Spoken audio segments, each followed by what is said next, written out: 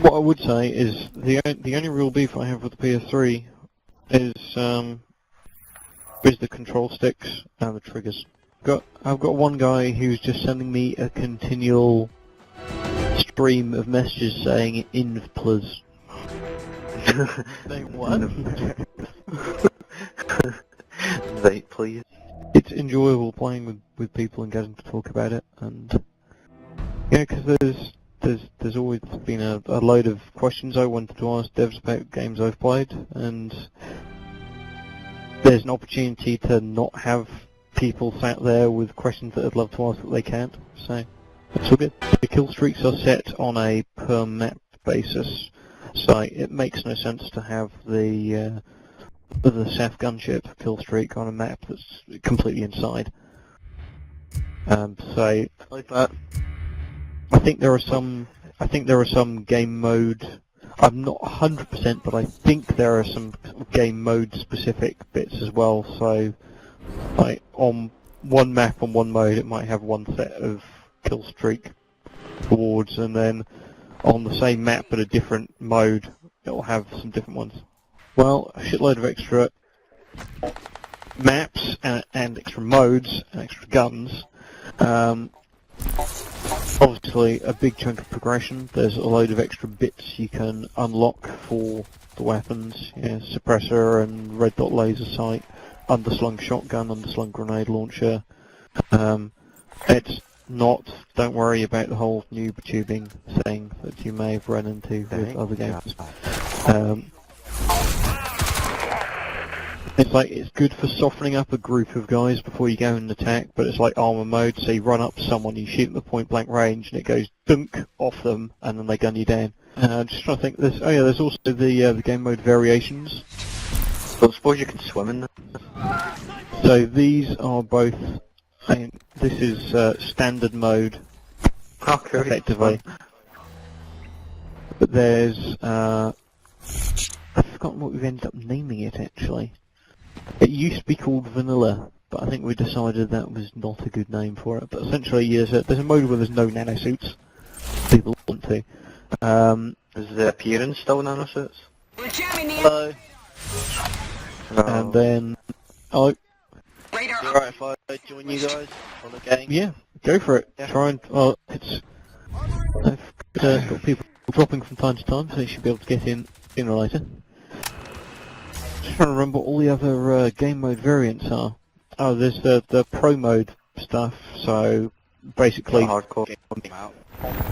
essentially. And then private games, there are loads of weird and wonderful things you can do. There's, headshots only, fast health regeneration, slow health regeneration, high or low actual health, and loads of other random bits and bobs you can kind of bung in there as how you please.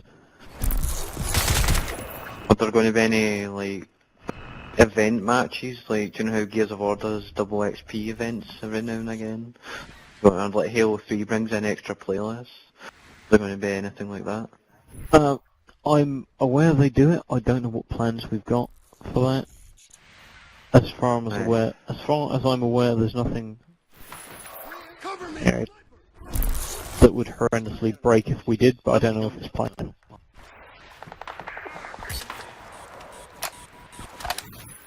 We haven't announced anything. There's one of the things I can't talk about because we've announced anything. Ah, right. I saw this come in when I joined. You know what I was going to ask you you know a what- question you can't answer. The thing is, I really, really like having my job. I think just going off on my own and deciding to reel off things that we're doing without getting prior clearance is probably a good way to stop having my shiny job. I love what I do. It's very, very challenging at times. What made you get into the gaming industry? Man down! Man down! So when I was about 6, I heard Star Wars music downstairs when I was meant to be going to bed, and went downstairs, and my dad was playing X-Wing, the original X-Wing, on like 386 or something. and I waited until my parents went to bed, and then I went downstairs and played it until morning, basically. And I never really stopped playing games since. And then, well, programming. I've got to make money to live, I guess. That whole games thing is quite cool. I wonder how you make them. And Co-op in the single player. no, there is not. Yeah. Aw. Okay. So I have essentially made the frame rate better on 360 and PS3. I'm one of the team members that knows a lot about the inner workings of the CPUs. So I'll sit there with a profiler and work out which bits are slow, and then work out why they're slow, which is lots harder, and then work out how to make the slow bits faster, which is generally harder on top of that as well. So that's one thing I do, is the optimization side, and the other thing is stuff like a big chunk of the auto code is stuff I wrote. Oh yeah. Trying to think which other bits are in, because like there's a chunk of the nanosuit stuff, some of the networking. But it's like I think 3 or 4 different people have done various bits of the nanosuit as it's gone through different iterations. There's definitely been some, some weapon related. There were some issues, and they were fixed. And a new demo was put out because it's one of those odd things where you basically can't patch demos. In order to you need to actually put a new one out. You killed me. The crash sites really are absolute grenade magnets. I tell you what, the other thing that's quite a lot of fun is getting people, the stamp perk. When you level that up a bit, it's really if you jump, if you do a power jump and hit crouch at the top of the jump. It's There's a new map on it. Brilliant. Yes, there is. It's the tier map, which we were occasionally testing the previous one. It's been rolled out completely. Oh, cool. But yeah, what you can do is you get a couple of people to do that stamp at the same time next to a crash site, and you can kill so many people because it does like 50% damage. So if you go in there by yourself and stamp, everyone takes 50% damage and then murders you. But if you get a couple of you and time it using voice, it's very messy indeed. I'm afraid I really can't talk about a single player at all because they're trying to keep it as spoiler free as possible. All I'll say is I've been playing it at work because whenever you make a change, it's like you need to test it in single player and multiplayer, because like if I just randomly decide, oh yeah, I need to rewrite this bit of the gun code, it's very easy to make an assumption that it's only going to be used in kind of one way, whereas actually it's not generally the case. What? I really like Extraction. I'm a really big fan of Extraction. It's where one team's attacking and one team's defending, but there's also the capture the relay is really good fun. But there's one particular map that just the way it plays reminds me of old like Quake 3 and Quake 2 games, and that is City Hall is the map, and it's a thing of joy and wonder. So, well, essentially in Crysis 1, there's some odd stuff picking on a Korean island. And a US Special Forces detachment is sent there to take a look and see what's going on, just to do recon, in theory. But they're sent with the brand new shiny nanosuit tech from Crysis. Brand new? So,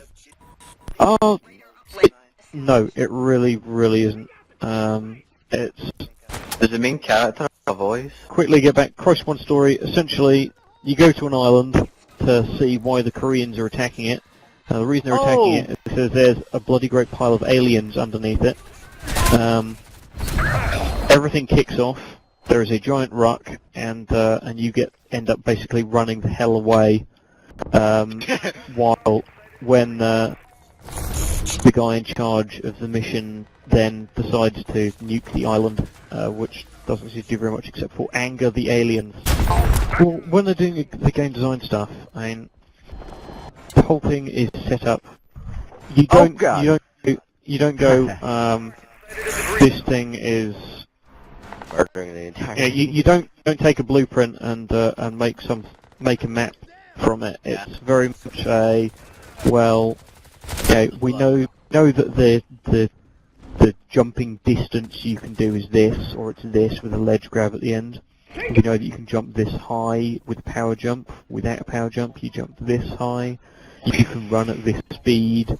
So you're always looking at metrics like saying, well, to get from this point to this point, it's going to take a player a minimum of 12 seconds. And, like there's a little bit, there's the sort of upper level where the glass house is on this level, and there's a large sort of air conditioning area with a couple of solar panels on the top of it that you can jump off. That's something that's been moved very carefully positioned so that you can get a jump from there to catch onto the edge of the building precisely.